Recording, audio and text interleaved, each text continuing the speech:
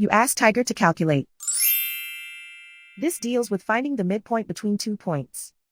The midpoint between the 2 points is negative 45,13. Let's solve it step by step. Plot the 2 points and calculate the midpoint using the formula. The coordinates of point 1 are, x1 equals negative 21, y1 equals 68.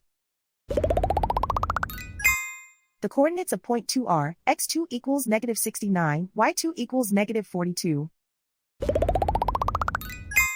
PM represents the midpoint of the 2 points.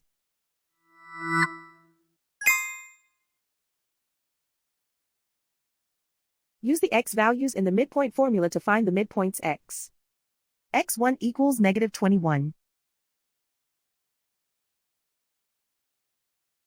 x2 equals negative 69. Simplify the arithmetic.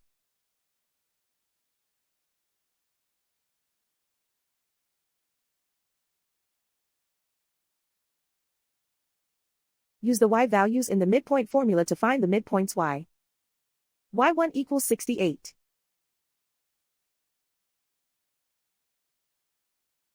y2 equals negative 42. Simplify the arithmetic.